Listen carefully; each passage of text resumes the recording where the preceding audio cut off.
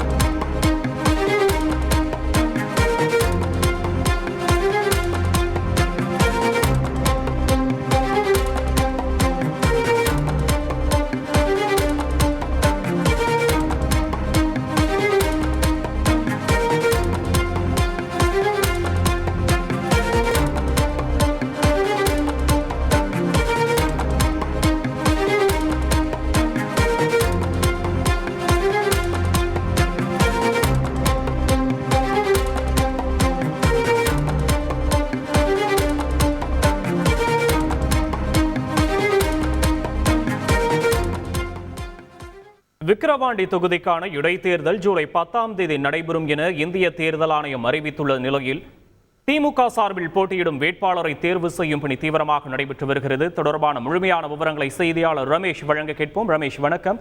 யார் யாருடைய பெயர்கள் எல்லாம் அடிபடுகிறது, யாருக்கு அதிகமான வாய்ப்புகள் இருக்கிறது? ரமேஷ் வணக்கம். தமிழகத்துல காலியாக இருக்கக்கூடிய விழுப்புரம் மாவட்டம் விக்கிரவாண்டி சட்டமன்ற தொகுதிக்கான இடைத்தேர்தலை இந்திய தேர்தல் ஆணையம் இன்று அறிவித்துவிட்டது. அதன்படி ஜூலை 10ஆம் தேதி இடைத்தேர்தல் நடைபெற இருக்கிறது.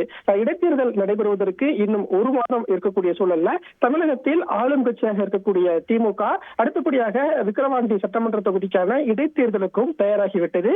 சமீபத்தில் நடந்து முடிந்த நாடாளுமன்ற தேர்தலில் தமிழகம் புதுச்சேரியில 40 தொகுதிகளிலும் திமுக வெற்றி பெற்றிருக்கக்கூடிய சூழல்ல இந்த விக்கிரவாண்டி இடைத்தேர்தலையும் வெற்றியை உறுதி செய்ய வேண்டும் என்று திமுக தலைமை நிர்வாகிகளுக்கு அறிவுறுத்தியிருப்பதாக சொல்லப்படுகிறது. அதன்படி இந்த இடைத்தேர்தலுக்கு முக்கியமான தேர்வாக வேட்பாளரை சரியாக தேர்வு செய்ய வேண்டும் என்று திமுக தலைமை அறிவுறுத்தியிருக்கிறது. அதன்படி வேட்பாளர்களுடைய ரேஸ் பட்டியல்ல ஒரு 3 பேர் பெயர்கள் அதிகம் அடிபடுவதாகவும் சொல்லப்படுகிறது. குறிப்பாக விழுப்புரம் மாவட்டம் ஊராட்சி குழு தலைவராக இருக்கக்கூடிய ஜெயச்சந்திரன் அந்த ரேஸ்ல இருப்பதாக சொல்லப்படுகிறது. அதே போல திமுக விவசாய தொழிலாளர் அணியின் செயலாளராக இருக்கக்கூடிய அன்னியூர் சிவா இவருடைய பெயரும் அந்த வேட்பாளர் தேர்வுக்கான ரேஸ்ல இருப்பதா சொல்லப்படுகிறது.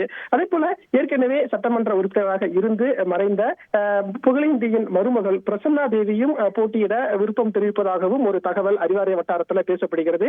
எனவே விரைவில் வேட்பாளர் தேர்வுக்கான விருப்ப பட்டியலை திமுக தலைமை வாங்க இருக்கிறது. அந்த விருப்ப பட்டியலில் யார் யாரெல்லாம் போட்டியிட விருப்பம் தெரிவிக்கிறார்களோ அவர்களிடம் ஒரு நேர்காணலை நடத்துவதற்கான வாய்ப்பும் அதிகமாக இருக்கிறது.